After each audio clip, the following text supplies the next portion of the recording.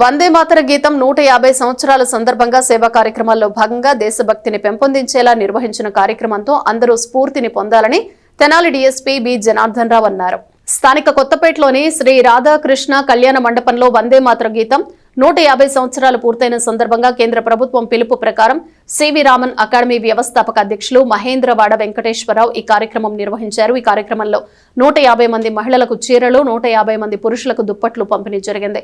ఈ కార్యక్రమానికి డాక్టర్ ప్రియాంక, అమిరినేని రాజా, పెండ్యాల సుబ్బారావు, కోన వెంకట నాగేశ్వరరావు తదితరులు ప్రసంగించారు. పెనకొండ సతీష్, కామరాజు శ్రీనివాస, గంగిశెట్టి లీలా, జొన్నపు విజయకుమారి, గొల్లపూడి అనురాధ తదితరులు ఈ కార్యక్రమంలో పాల్గొని ప్రసంగించారు. ఈ సందర్భంగా పలువురిని సత్కరించారు. ఒకప్పుడు ప్రపంచ జీడీపీలో 46% మనదే ఉండేది.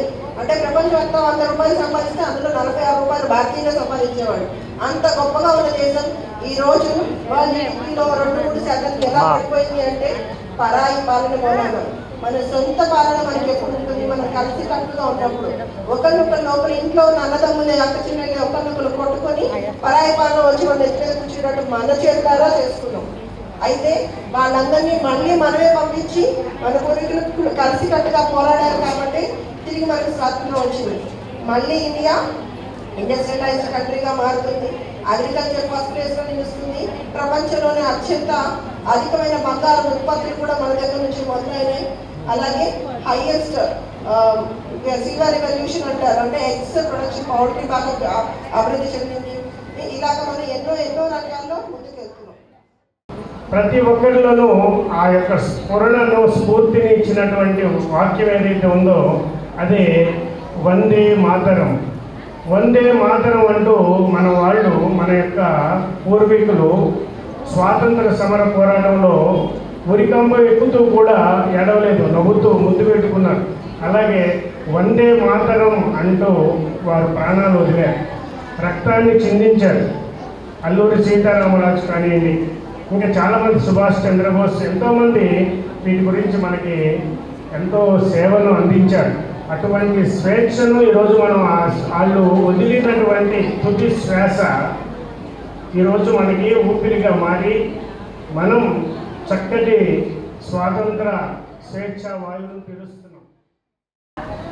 నా కోపం కానీ, నా ఉద్రిక్త కానీ, నా భావోద్వేగాలు కానీ నేను డౌన్ చేసుకొని ప్రజలకి మరింత చేరువవడానికి ఒక మార్గంగా నాకు ఉపయోగపడింది.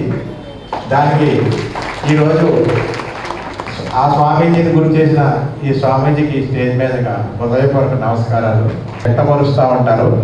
అట్లా ఈరోజు 150 మంది పేద ప్రజలకి ఈ బట్టల పంపిణీ కార్యక్రమం, వందే మాతర గీతం, ఫిట్ ఇండియా ఉద్యోగంలో మనల్ని అందరినీ ఒక ఏకతాటిపై తీసుకొచ్చి దేశభక్తిని పెంపొందించడానికి వందే మాతర గీతం 150 సంవత్సరాల సందర్భంగా 150 మందికి ఇది ఏర్పాటు చేశామని నిర్వాహకులు చెప్పగానే నాకు చాలా ఆనందం అనిపించింది.